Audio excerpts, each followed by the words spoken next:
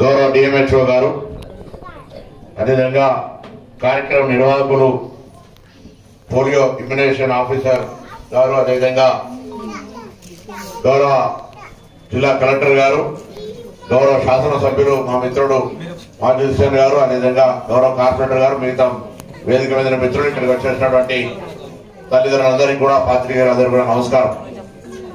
ఇంతకు పెద్ద చెప్పినట్టుగా భారతదేశ ప్రజల సహకారంతో భారత ప్రభుత్వంగా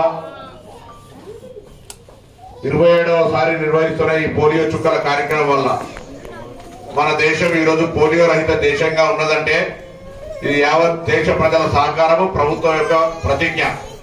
ప్రభుత్వాలు అనేక కార్యక్రమాలు తీసుకుంటాయి, కానీ ప్రజల సహకారం లేకపోతే అమలు కష్టం. కానీ ఇది ఒక సామాజిక బాధ్యతగా మన దేశంలో మనం ఇటువంటి చుక్కలు పోలియో మందు వేసుకోకపోయినట్టయితే అంగవైకల్యంతో వచ్చేటువంటి అవకాశం ఉంది. కాబట్టి మీ అందరూ కూడా గతంలో ఉన్న వాళ్ళను ఎక్కువ చూసి ఉండకపోతున్నారు, కానీ చాలా మంది పిల్లలు అంగవైకల్యం పొందేటువంటి పరిస్థితి ఉంటే పోలియో ఎఫెక్ట్ అయినటువంటి వాళ్ళు. ఈరోజు మనకు హైదరాబాద్ లో 2007 తర్వాత ఒక కేసు కూడా రాలేదు. భారతదేశంలో 2011 తర్వాత ఒక కేసు కూడా రాలేదు. ఈరోజు 2012లో భారతదేశంలో పోలియో రహిత భారతదేశంగా ప్రకటింపబడ్డది. పక్కనున్న దేశాల్లో ఇప్పటికి కూడా పోలియో ప్రభావం ఉంది.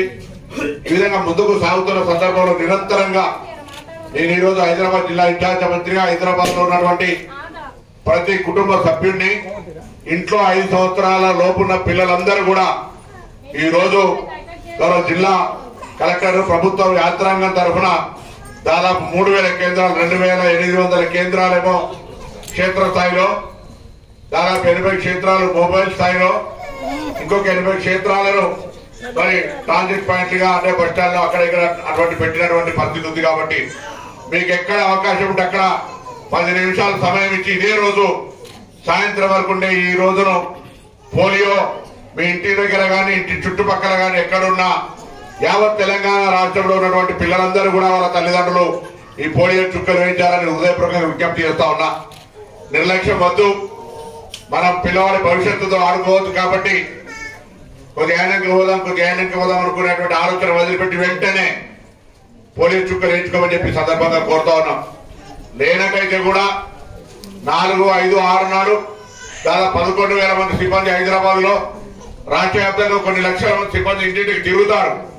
కానీ ఈ రోజు వచ్చి పోలియో చుక్క వేయించుకున్నట్టయితే దానికి సంబంధించి కార్యక్రమం విజయవంతమై అందరికీ స్ఫూర్తిదాయకంగా నిర్వాహకులకు కానీ మీ అందరికీ ఉపయోగం ఉంటుందనే మాట సందర్భంగా మనం చెప్తా ఉన్నాం.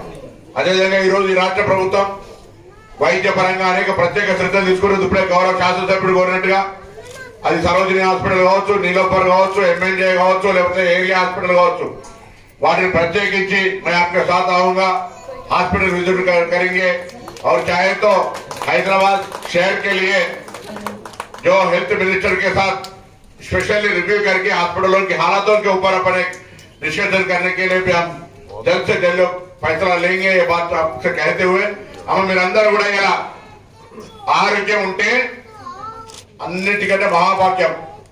రోజువారీ కార్యక్రమంలో పిల్లల ఆరోగ్యాన్ని కాపాడుతూ మీరు కూడా అందరూ రోజు కష్టపడుతుంటారు అనేక సందర్భాల.